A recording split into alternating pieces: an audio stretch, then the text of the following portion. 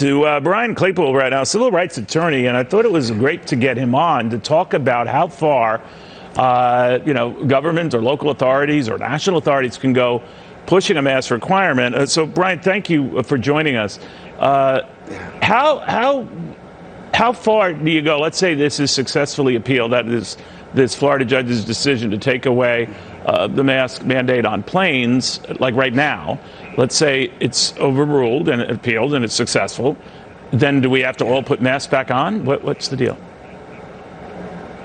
Yeah, hey, Neil, great to be back with you. I mean, can you spell chaos when it comes to these mask mandates and these vaccine mandates? The starting point for all of this, Neil, we talked a lot during the pandemic about these mandates, but the starting point is there are no state and federal laws on the books that deal with mask mandates or vaccine mandates. That's creating this confusion and obfuscation across the country. That said, though, you asked $1 million question about a year ago when I was on your show during the pandemic. You said to me, hey, Brian, what happens to these mandates whenever COVID dissipates? That was a fantastic question, because that's what I would argue takes place now. In other words, you need the medical data. There's been a lot of federal cases you and I have talked about in even red states and even in blue states that say you have to have the COVID cases to support the mandates. And Neil, we're not just talking general COVID cases. For example, in LA County, now we have this transportation mandate if you're in a public place with transportation.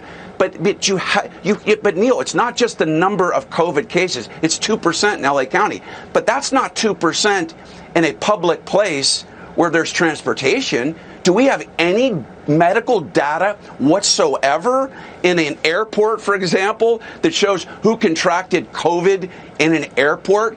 I would argue there is no medical data to support that. And as such, these mask mandates they're gonna get flat out battered when they hit the appellate courts. You know, we're talking about percentages, to your point, Brian, that are much lower than they were at the height of this. But in the case of Philadelphia, they imposed or reimposed the mask thing indoors because they were spiking again. Again, they readily admit not to the levels they were, but a lot higher from the mere non-existent number of cases prior. But then that got me thinking, which is always dangerous because you're the lawyer here, how far do you go with that? Because you could always argue from a point of very low cases, you get a spike.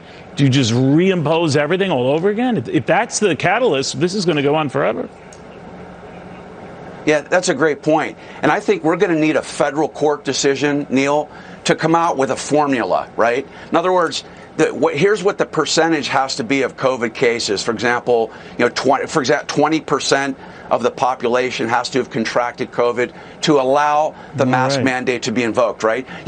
Because you can't keep using this as, quote, a preventative measure or proactive measure. The data has to support the mandate. Got it.